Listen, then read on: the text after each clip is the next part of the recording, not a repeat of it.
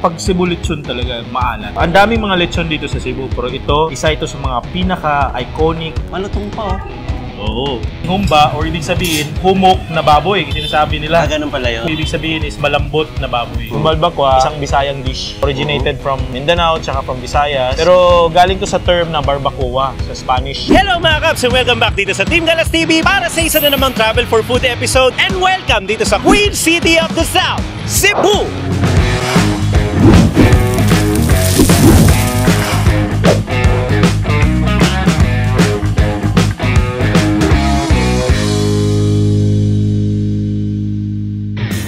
Sa episode na to ay muli tayong babalik ng Cebu City para sa mas masusing food crawl at panibagong itinerary. 48 hours na food trip to. Ibig sabihin, 2 araw tayo magpo-food trip dito. Titigim tayo ng mga Cebuano version ng sinigang at humba. Jampong mga pata, hinulog sa kaldero, ginawang humba. Napakalaki nito. Excited na ako. Kakagatin ng mga malulutong na putok bato. Vertical bite.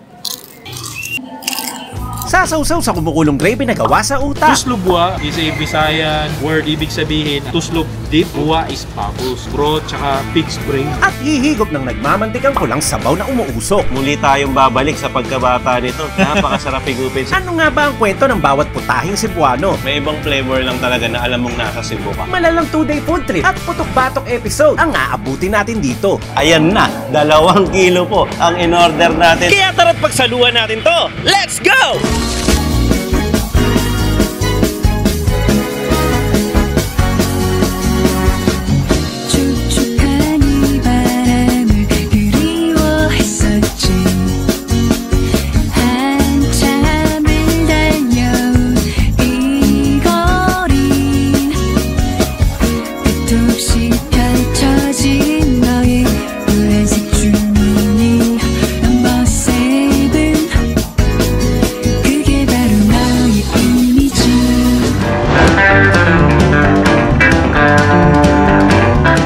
Siyempre, andito na ang guest natin. Sinundo tayo. Champion ng Battle of the Subscribers, Hydol Food Trip! Ito nga pala si Steve o mas kilala bilang si Hydol Food Trip. Isa siyang sikat na local food vlogger dito sa Cebu. Kaya't pagdating sa mga pagkain Cebuano, siya ang perfect tour guide kaya nasa mabuting kamay tayo. Dati na nga pala siyang lumitaw sa ating Battle of the Subscribers. Kaya't kung medyo familiar na kayo sa kanya, tama po kayo. Siya yung nanalo at nag-uwi ng mga papremyo. Hoy, Kamusta? welcome to Cebu. Long time na kasi. Salamat.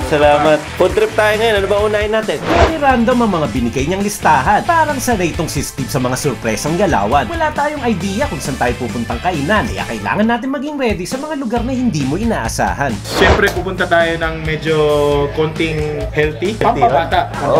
Healthy, pampabata. Surprise na. Aasahan ko yan. Excited na ako. Hindi na ako makapaghintay. Tara! Let's go!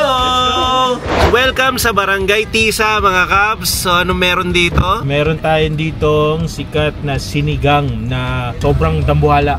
Grabe. Tsaka siyempre, ang humba. Paborito ko itong mga ganito, yung karinderya type, eatery lang, nasa kalsada, pinupuntahan ng mga tao. Ayan, may nakapila at nakikita ko may mga sinasandok na sabaw. Hindi na ako makapaghintay. Subukan natin.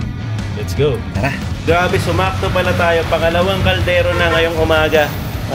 Ito, buti na lang meron pa. Itong pangalawa, hindi pa ito nagagalaw. Kaya saktong-sakto dating natin, pwede na natin umpisahan ang food trip with Idol.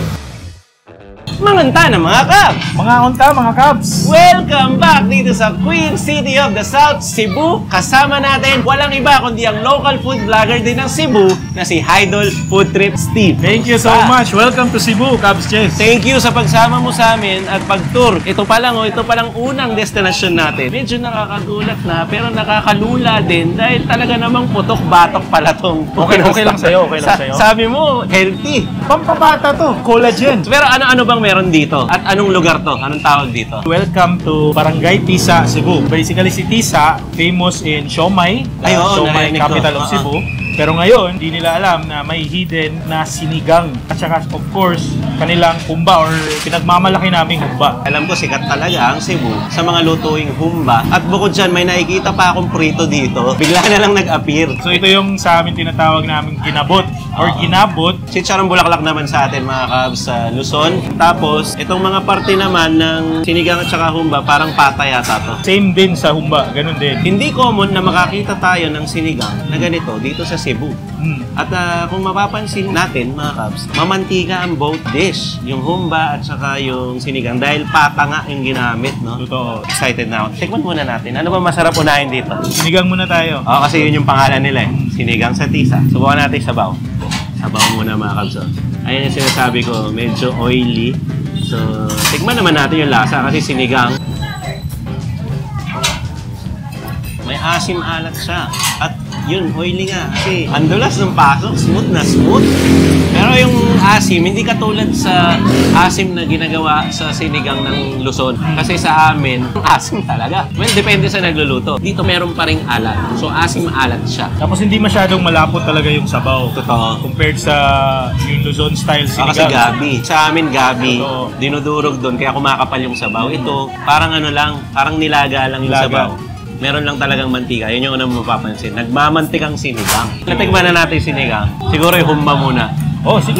Check natin yung karne ng humba. So, isa sa paborito ko talaga, Cubs Cheers, is malambot na humba. Yun talaga malaking factor sa isang humba na dapat malambot. So, sa pagkakalam ng lahat, ang humba is para lang similar lang talaga siya sa adobo. Para matamis, ganun. Opo, pero yung style namin kasi, simula pa to sa mga sinaunang Chinese or Hokkien traders, yung sa Chinese pork belly braised, hanggang naging innovated na siya. So, ginawa namin humba, or ibig sabihin, humok na baboy. Sinasabi nila, Ganun pala yun. humok na baboy, ibig sabihin is malambot na baboy. Magandang matututunan ngayon yun. Nag-uumpisa pa lang to, pero busog tayo sa impormasyon. Cheers tayo mga Cubs! Cheers! Cheers, Idol! Lambot. Ang sarap sa bibig. Parang kang nalulusaw na lang ng kusa sa loob. Konting effort lang kahit wala kang ngipin. Diba? Pwede to. Sa akin, tamis niya. Yun yung isang factor talaga ng humba. May konting tamis. Parang nga siyang Chinese inspired. May lasa siya ng mga anis. Pero kung tutusin, parang adobo lang din to. Diba? May ibang flavor lang talaga na alam mong nasa Cebu ka. Totoo. Yun yung humba. Similar ng konti talaga sa Chinese patatim if na-try natin. Diba? Oo nga, no? Diba? Eto, meron tayong ano dito, Idol. Anong klaseng kanin ang meron Yan tayo? ang tawag namin dyan is mais. Ground na corn. Para siyang alternative ng rice and rich in fiber. Di ba sabi ko sa'yo healthy? Oo So nga. balance. At least, mas mababa carbs nito. Or wala. Parang, Mababa. mas Mas mababa lang. no? Tingnan nga natin. Parang grainy. Yung texture niya sa loob ng bibig mo, ang gaspang. Yung ganong klaseng texture, sobrang bagay talaga sa sabaw. Oo. So ito yung perfect pair talaga sa sabaw sa amin dito. Mais. Grabe yung humba dito, Idol. Lambot talaga, oh. Sobrang laki pa. Oo, jumbo talaga, no? Jumbo humba, mga kaps. Dito yan sa Tisa. Sinigang talaga ang bida, pero nung lumabas si humba, bida na rin siya. Bida. Dalawa na sila. Humba at saka sinigang, para mag-asawa. Bagay na bagay. Black and white po ang kulay nila. May light, may dark. Yun yang. Nga pala, may itlog yung humba dito. Optional naman, no? Oo, optional. Pwede namang wala, no? Parang century egg. May suka? Pwede naman. Okay pala yun. Sa akin, century egg lang muna siya. Meron akong tanong dito sa sinigang ng mga Cebuano. Sa amin kasi, lagi kami may sausawan dyan. Patis. Pinapatisan nyo rin ba ito pag kumakain kayo? Wala kaming patis talaga. Meron kaming patis, pero di namin usually ginagamit yung patis dito. Instead, soy sauce. Toyo. Tapos, surprisingly, tawag namin sa soy sauce dito or toyo is also patis. Ngayon ko lang nalaman yun, Oo, patis. Ang tagal ko nang pabalik-balik na Cebu, ang tawag pala sa toyo, patis. Okay. Kaya pala pag naging ng patis, ito ibibigay. Di ba? Not experience. Okay. So, Yun pala yun. Sige, gamitin natin yung ating sausawan dito. Lagyan natin yan ng toyo o tawag nila patis. Huwag kayong malilito. Tapos lagyan natin ng sili. Tapos kumurot tayo ngayon dito sa sinigang natin. ayun. Lagyan Magandang natin ng taba. experience. Hindi mo na kailangan ng kutsilyo. Kutsara mo lang gamitin mo. Ayan, o. Tapos lagay natin dito, nagmamantika pa yung sabaw. Lagyan natin ng sangkap. Ayan. Tapos ito, toyo tsaka sili. Ayun. Idol, Cheers. let's go!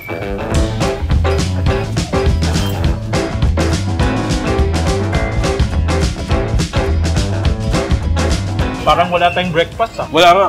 Wala nga. Lunch na. Brunch itong ginagawa namin. Pero, itong episode na pinapanood nyo, 48 hours na food trip to. Ibig sabihin, 2 araw tayo magpo-food trip dito. Hindi ko alam, Idol, ha, kung mapagkakasya natin, ha, sa isang episode lahat. Ang main siguro mapapanood nyo, halos 3. Pero maraming bonus to. Ayun. Bago tayo lumipat doon sa susunod, tutok-batok dito. Pwede. O, subukan natin. Kuha tayo. Tapos meron silang parang namprik din. Kuha natin namprik. Ito.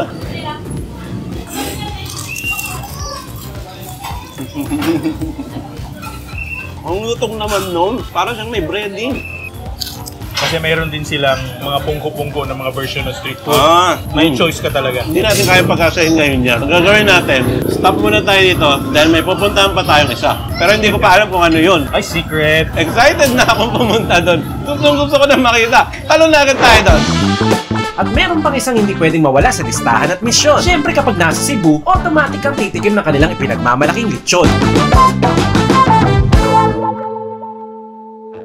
Ayan na, 2 kilo po ang in-order natin dahil dito tayo dinala ni Idol Steve sa CNT Lechon. Bakit nga ba tayo nandito? Pag pupunta talaga ng Cebu, syempre, lechon, no? Ang daming mga lechon dito sa Cebu. Pero isa ito sa mga pinaka-iconic kasi since 1980s, nagbibigay ng lechon saya na to sa mga customers, sa mga turista. Palagi kami nasa Cebu bilang Team Canlas at marami na rin kami natikman na lechon dito mula sa Karkar, Talisay, pati yung mga pang-commercial na lechon. Pero first time ko dito sa CNT Lechon. Pero ano nga ba ibig sabihin ng CNT? Si CNT Lechon, basically initials lang yun ng pamilya ng may-ari. So, yung anak niya, yung asawa niya. So, kaya nabuo yung CNT during the 1980s. Ever since, it was believed na si CNT Lechon, yung produkto na lechon nila, walang kupas yung lasa. At nag-iiba talaga dahil sa enhanced flavor na malalaman natin mamaya. Actually, ngayon na.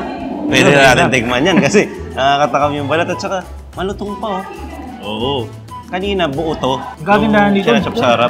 Sobrang daming mga turista, kahit yung mga senior citizen, yung mga galing ng hindi taga Cebu, pumupunta talaga dito dahil sa mga memories na na-try nila dun sa mga past. Actually, habang kumakain tayo ngayon, habang nandito tayo, nandyan sa side po ang mga tao. Nag-uumpisa na. Actually, maaga pa ngayon eh, pero eto na, mag-uumpisa na sila. Cheers tayo! Cheers! Maganda to, vertical bite.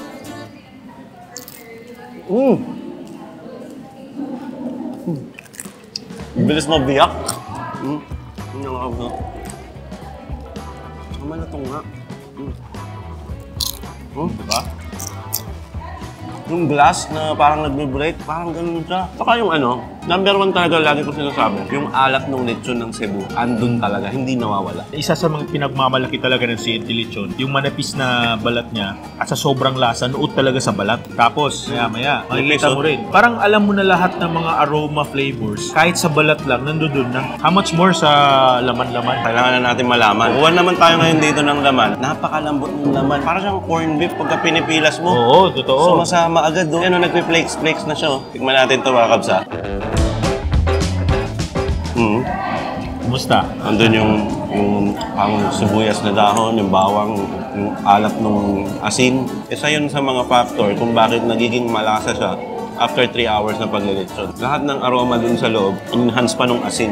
Kaya imagine, kahit ito, isang modern restaurant, mini-maintain nila yung nostalgic na environment. Ganito pa rin ever since. Ganito. Tapos, kahit naka-restaurant na siya, parang nasa backyard cooking lang yung lechon nila. Diba? So, yung lasa nila, yung init, nandoon. At saka, pag Cebu lechon talaga, maalat. Oo nga. Maalat.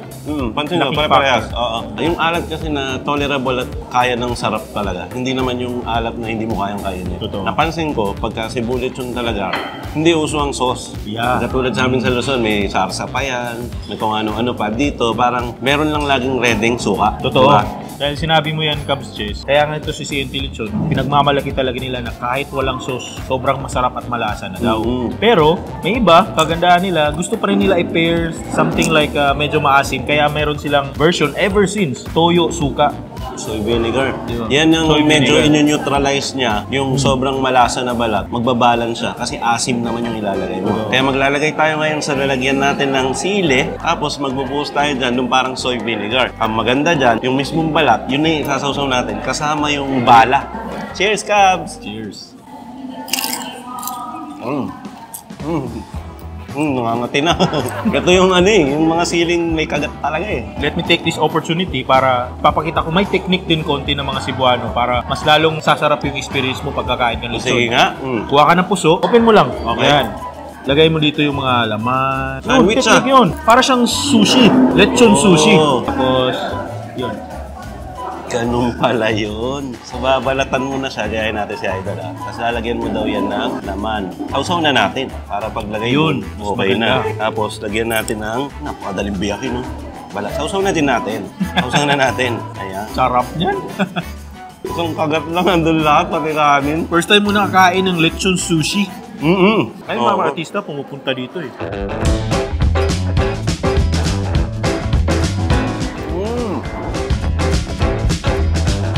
Cebu lechon, hindi man araw-araw to. Oo nga, ito. Yung iba, pinaperoplano pa to. Eh tayo nandito na tayo. Bakit hindi pa natin kainin ng kainin? In moderation. Happy ako nakapunta ka dito sa legendary Sienti Lechon. Actually, nung nag-aaya si Idol ng lechon, mga kap, ang sabi ko, nga, hindi pwede mawala sa listahan ng lechon. Kaya lang, marami na po kami kinain ng lechon sa Cebu na halos kumpleto na. Yun pala, hindi pa pala. Meron pa palang Sienti Lechon. Saan na malapit sa mga interesadong tumigil? Okay. Isa lang to sa branch ni Sienti Lechon. Mas malapit tayo sa SM City, Cebu, sa North Reclamation Area. Isa ito sa mga pinakalumang lechon house or lechon restaurant ng Cebu. At saka, may sarili silang parking nga. So, walang problema. Kung magdadala kayo sa sakyan, safe na safe kayo dito.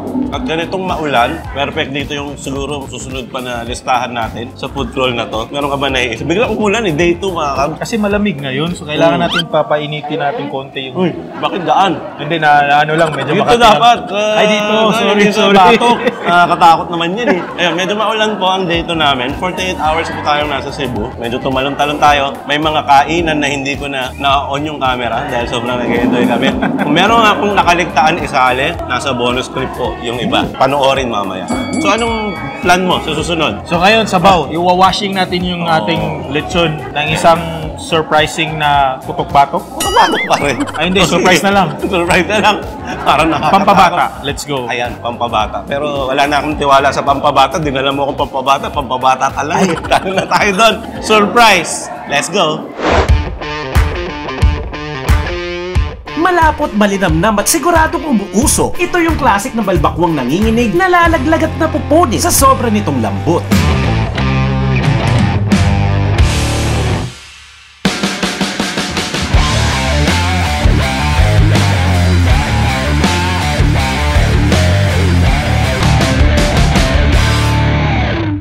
Dito pa rin tayo sa Cebu. Saan particular sa Cebu naman tayo umabot ngayon, Idol? Sa North Reclamation Area sa Cebu City, sa Yancy's Balbacoan, second branch ni Yancy's Balbacoan. So si Yancy's Balbacoa, isa sa mga pinaka-famous na balbakuhan dito sa Cebu. Yung main branch nila nasa Naga, City of Naga of Cebu. Which is medyo malayo yata dito, no? Napansin ko, kanina nasa harap tayo ng SM Mall.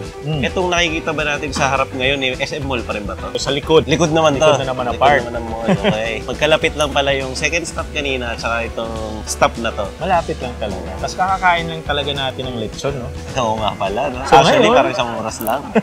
So ngayon, siyempre si Yancy's Balbacoa, yung specialty kukunin natin, kinukuha natin sa kanila, yung kanilang balbacoa. Okay. Yung balbacoa, isang Bisayang dish, originated from Mindanao tsaka from Visayas. Pero galing to sa term na barbacoa sa Spanish Barbacoa. dish. Oh. Pero iba yung dish ng barbacoa. Pero similar sila in terms of cooking duration. Sobrang tagal to ipapakulo kasi up to 7 to 8 hours. Kaya pala ang lambot. Kaya nga. Tapos si Yancy, isa sa nagsaserve ng napakalambot na balbakwa, napakaraming sangkap at may sarili silang version na pagpapakulo para mas malambot talaga. Kitang-kita naman yung mga sinabi mong maraming sangkap dahil nag-uumapaw yung sabaw na merong mga bits ng sili, black beans, mga dahon-dahon. Ang ganda rin ng kulay nung sabaw. Ayun, di ba? Kulay mamula-mula. At kung titingnan mo yung consistency, para talaga siyang collagen soup eh. Ayun. So Yung walang problema. niya, oo. Mapabata. Muli tayong babalik sa pagkabata nito. Napakasarap higupin. Siguro magsabaw muna tayo agad, Sure. no? Ito, lagay muna natin to sa ating tiyan para mainit-init. Maganda na yung tiyempo kasi maganda yung weather natin. Oo nga eh. Lamig-lamig. Parang uulan na naman eh. Cheers tayo mga kab. Anghang. May anghang siya, pero may asim siya. Totoo. Ano siya, actually yung asim alak. Kasi siguro dahil dun sa mga black beans. Kasi ang black beans, diba, maalat yun. Maalat. Merong distinct flavor kasi itong mga parts ng balbacoa. Usually, yung mga parts ng balbacoa, yung knuckles, yung paa, tsaka yung balat ng beef. So, may certain distinct taste siya na nagbibigay ng parang konting asim na lasa. Okay. Tapos, may secret daw silang pampaasim dyan. Secret talaga? Pineapple daw? Pineapple. Tamis asim. Ano siya? Oo, tama. Medyo fruity. Fruity yung pagka-asim niya. Tapos, okay talaga yung consistency. Kaya lang pagka sinubo mo siya, syempre alam mo naman ang beef soup, mga baka, parang medyo nagsisibo ka sa bibig. Ay maganda yan, may natural lip balm tayo. Pag magmumol tayo sa wala yun. At saka kumikintab po ang labi namin mamaya-maya. Hindi po dahil glossy sila, mantika po. Mantika ng baka. At saka may ano din siya, no? Tanglad, luya, ganun. Parang ganun yung lasa niya, mga kaps, kapag oo nga, parang may pineapple din eh. Ito, ayan o. Maraming aromatics talaga. Importante kasi yun. Para mawala yung anggo. Yun! Ayan na, Diyos ko, tinatawag na tayo. Hindi, yung ambulansa. Sumakto pa. Timing. Hintayin lang po natin dumaan ng ambulansya para siguradong hindi kami yung kukunin. Meron tayong pampabalance dyan. Pampalong life. Ayan naman yung pampahaba ng buhay. Diba? Nga Ito yung BAM-E. Yung pansit version ng Bisaya. Cebu. Anong tawag? BAM-E. BAM-E. Tawag namin yan. Hindi ko alam yun. Ngayon ko lang nalaman yan. No? Kung wala ka talagang mga kasamang taga dito hindi mo naman malalaman talaga eh. No? BAM-E. Ano yung spell nun? Depende. May B-A-M-I, B-A-M-E. Nakahiwalay. Nakadash. Oo. Sige. Check natin to. So, dalawang klase ng noodles ang nakikita natin ngayon. Tapos meron siyang mga bits ng pork tsaka gulay-gulay din. Sige, subukan natin. Sabay tayo, idol.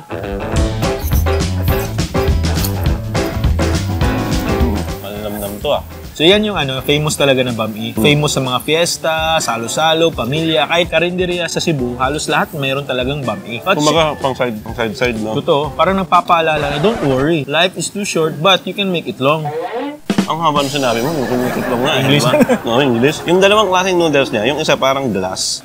Yung isa parang, yung sa pancit canton. Pancit canton, totoo. Ka-texture nga nung instant noodles ng pancit canton eh. Parang ganun eh. Pang side dish, kung meron kang karne, lagay mo sa side. At ang kanin, mais na naman. Mais na naman, katulad nung unang araw natin. Ayan, lagyan natin dito. Diyos ko po, jiggling.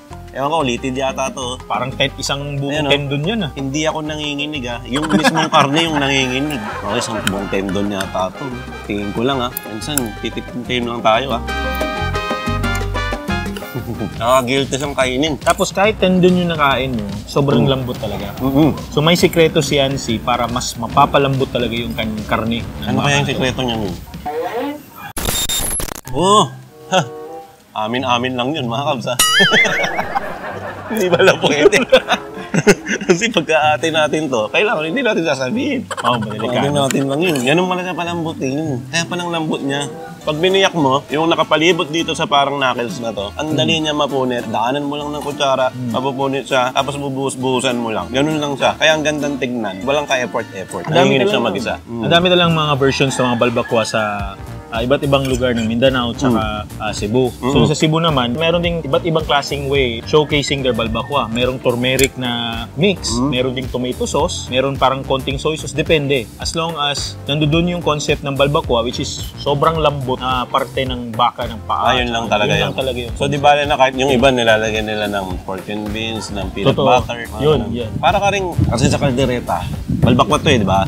Kaldereta ganun din. Hindi na mahalaga kung ano yung mga ilalagay mo. Kasi yung naglalagay ng pickles dyan, may naglalagay ng cheese, may naglalagay ng peanut butter. Pwede rin namang wala. Basta ang konsepto, mapalambot mo yung baka at nandun siya sa sarsa. Totoo. Ganun lang din siya. Ganun lang din ang konsepto ng balbakwa. Parang adobo din. May kanya-kanya tayong version. May puti, black adobo, dry adobo. Basta ang konsepto ng adobo, minarinade mo siya at ang ending, manok siya or baboy siya na marinated. Di ba?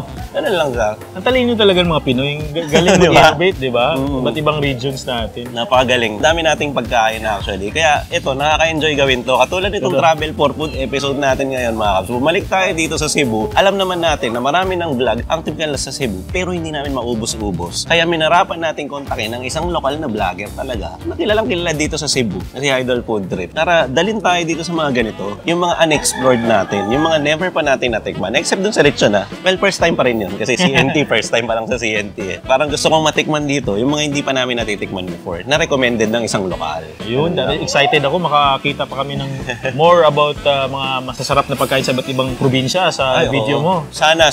Gusto ko rin, pangarap ko rin makarating sa Mindanao. Ayun. Up north din. Nice. Pinaka-up ng Luzon or pinaka-baba ng Luzon. Yan yung mga target natin ngayon. Kasi naging interesting para sa akin na e-excite akong malaman paano niluluto or ano yung lasa ng mga pagkain na dating alam ko lang na nababasa sa mga kasaysayan, mga ganun pagkain dito sa ganitong lugar. So gusto ko siya ma-experience ng personal. Yeah, parang journey, adventure talaga yung pupuntahan. And at the same time, habang dinidiscover ko to, nadidiscover din nila kasi nanonood sila. Totoo. Kasama natin sila sa panonood. Yun. Galing ah. Ganun yung mga gusto ko sa mga probinsya na ganito.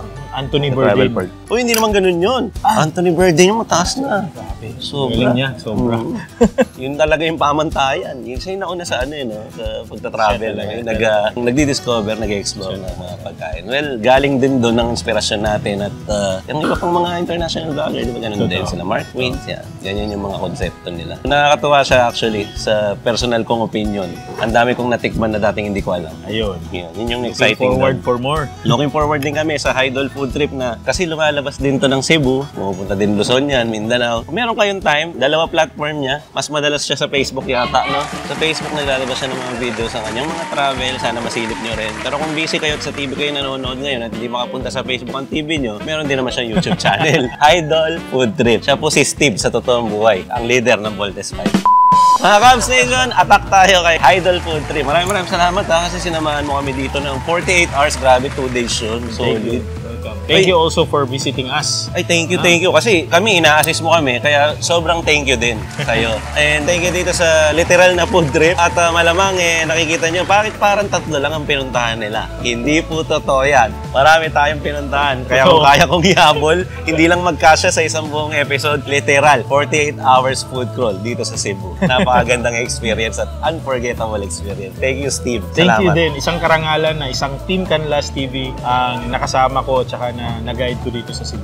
Such an honor and hindi to first time, hindi to magiging umpisa pa lang to. Yan. Ating mga future plans. And hopefully, hindi lang sa Cebu, kung may alam siyang puntahan somewhere, baka samahan din tayo ni Idol Food Trip. Pag merong pagkikita ang ating mga schedule, maraming ginagawa si Idol, marami din tayong ginagawa. So hopefully, very, very soon mangyari para makapasya naman tayo ng malayo. Sure. Ayun, siguro hanggang dito na lang muna ang ating food trip or adventure dito sa Cebu. Marami pa tayong pupuntahan sa susunod, katulad ng sinabi ko. Pero papaalam na muna kami kasi humahaba na yung video.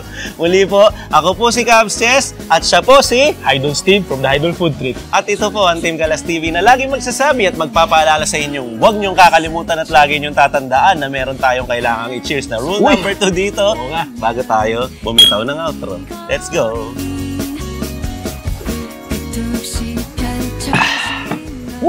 Ano kasi yung masarap? Lami, no?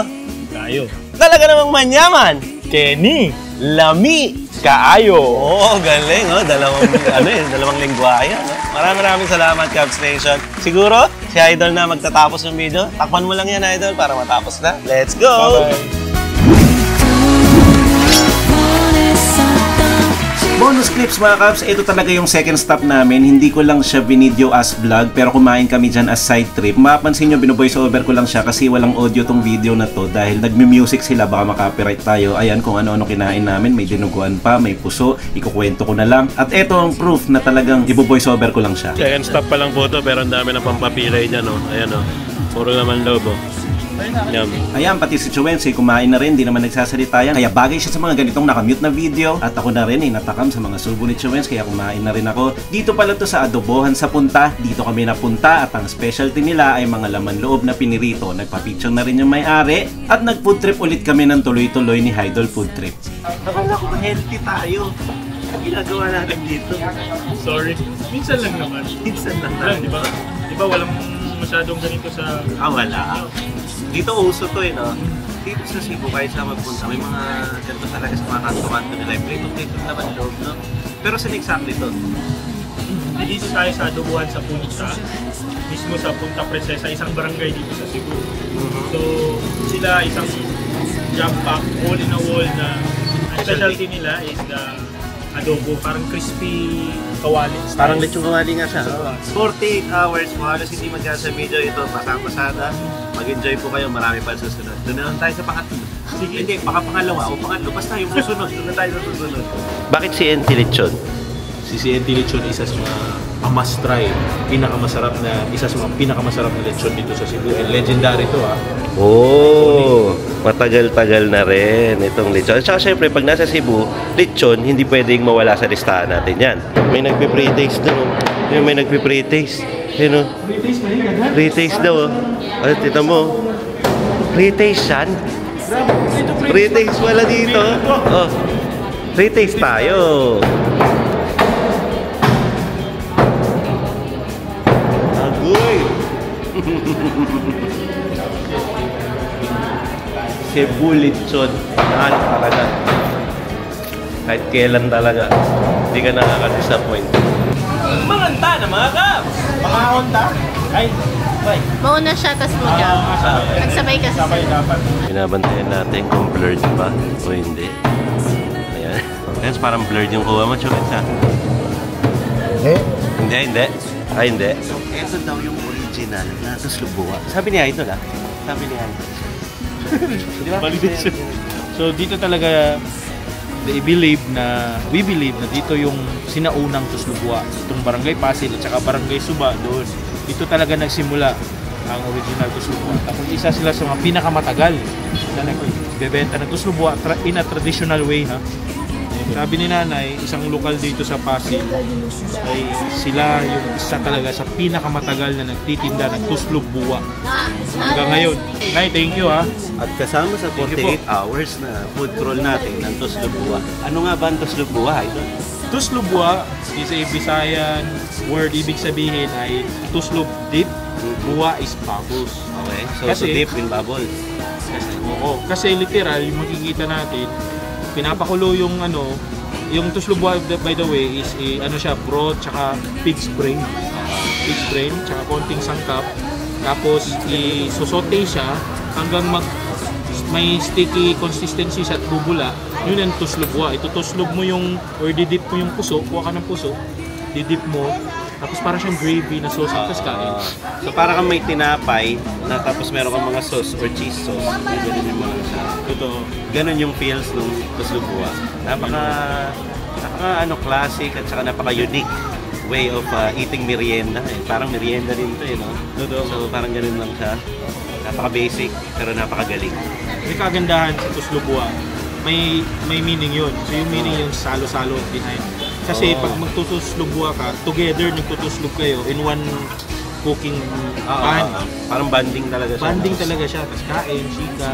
At ganun mismo ang gagawin natin dito. Ayun. Na hindi na namin napakita sa entire vlog, pero baka bonus clip na pinapanood nyo ngayon to, talagang nag-food crawl kami for 48 hours dito sa Cebu para kompleto ang experience with Idol. Alright, kain muna tayo.